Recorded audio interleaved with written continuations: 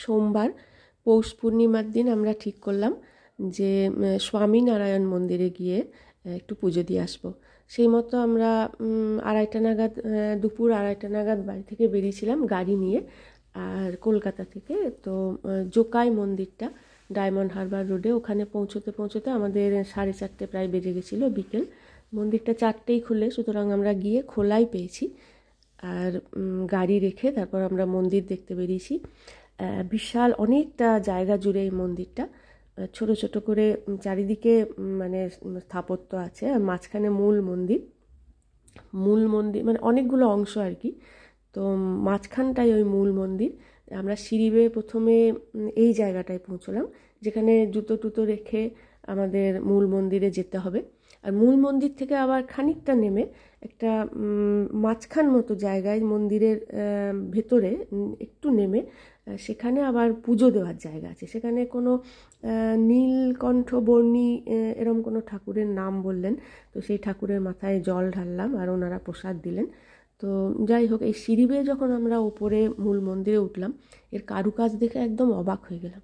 এত সুন্দর কাজ, মানে এত বড় বিশাল একটা মন্দির বানাতে এই নিখুঁত কাজগুলো যে করেছে, তো কতটা পরিশ্রম লেগেছে মানে এটাই মানে দেখার, যে এত সুন্দর নিখুঁত করে যে ছোট ছোট কাজগুলো পুরো মন্দির জুড়ে এরকম কাজ আছে, কাজটাই দেখার। তো তারপর এই যে রাস্তাটা গেছে, এই গেটটার ভেতর দিয়ে একটু নামলে আমাদের পুজোর জায়গাটা। পুজো দেওয়ার পর আমরা এখানে এই ক্যান্টিনে এলাম খেতে, ওদেরই ক্যান্টিন, ভেজ খাবার, খুব পরিষ্কার পরিচ্ছন্ন আর ভীষণ ভালো খাবার, গরম গরম দিচ্ছে। মিষ্টি, লাড্ডু জাতীয় মিষ্টিও ছিল, বা অন্যান্য যে কি আইসক্রিমটা সে মনে হলো, আমি সবার দেখিনি সব খাবারের, তো অনেক কিছু খাবার আছে। আর সব থেকে মজা লাগলো, এই ক্ষেত থেকে তুলে আনা টাটকা সবজি বিক্রি করছে ঠিক ক্যান্টিনের পাশেই। তো আমিও কিছু সবজি কিনে নিলাম। এই সবজি কেনা, এসব খাবার দাবার বা এসব দেখতে দেখতে একটু সময় লাগলো। তো সময় লাগতে লাগতে আমাদের এদিকে সন্ধে হয়ে এসছে। তখন সূর্যের আলো ডুবে গিয়ে সূর্যের আলো মরে পুরো অন্ধকার হয়ে এসছে। সন্ধ্যের সময় মন্দিরে আলো জ্বলে একদম ঝকঝকে হয়ে একটা অন্যরকম চেহারা, এত ভালো লাগছে দেখতে। তখন যখন দেখেছিলাম তখন তো ভালো লেগেই ছিল, এত সুন্দর মন্দির, এত বড়, এত সুন্দর কাজ। কিন্তু এই সন্ধ্যের আলোয় দেখে মানে আর চোখ ফেরাতে পারছি না, এত ভালো লাগছে দেখতে না। আর খোলা আকাশের নিচে চারিদিকটা না ফাঁকা, মন্দিরের অনেক দূর পর্যন্ত কোনো বিল্ডিং দেখতে পাচ্ছিলাম না, বা কোনো মানে আড়াল নেই। খোলা আকাশের নিচেই মন্দির। তো মানে অদ্ভুত সুন্দর, এত ভালো দেখতে লাগছে। মানে অনেক দিন এত সৌন্দর্য মানে অনেক দিন পর দেখলাম, তো আমি ভীষণই মানে মুগ্ধ হয়েছি। তো এই ভিডিও করতে করতেই দেখলাম যে প্রচুর লোক এসেছেন, প্রচুর মানুষ এসেছেন।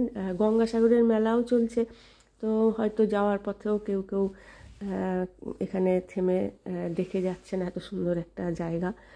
তো কিন্তু পরিবেশটা এত ভালো যে মনেই হচ্ছে না যে এতজন মানুষ যে এখানে রয়েছে, এই ব্যাপারটা যেন মনেই হচ্ছে না। মানে এত নির্জন, এত নিস্তব্ধ, আর এত সুন্দর একটা শান্ত পরিবেশ, মানে অদ্ভুত একটা মানে একটা মনোরম ব্যাপার আছে এই মন্দিরের চারপাশটা জুড়ে, বা এমনই জায়গায় মন্দিরটা তৈরি করা হয়েছে, বা এতটা জায়গা জুড়ে এমনভাবেই বানানো হয়েছে যে অদ্ভুত একটা মানে শান্ত পরিবেশ, যেটা মানে পবিত্র একটা শান্ত পরিবেশ, যেটা মানে পুজোর জন্য একদম আদর্শ। একটা মনে যে ভক্তি আসবে, একটা পুজো করব, যে একটা শান্তি, এটার জন্য কিন্তু মানে এটার জন্য একদম আদর্শ জায়গা, খুব ভালো লেগেছে। তো এরম ঝকমকে যখন ইয়েটা লাগছে, তখন মনে হচ্ছে বসেই থাকি, আর মানে আরও কিছুক্ষণ দেখি, আরও একটু বসে থাকি। কিন্তু সে তো আর সম্ভব নয়, ফিরতেই হবে। তো ফেরার পথে গাড়ির জানালা দিয়ে যতক্ষণ দেখা যায় ততক্ষণ দেখতে দেখতেই এসেছি।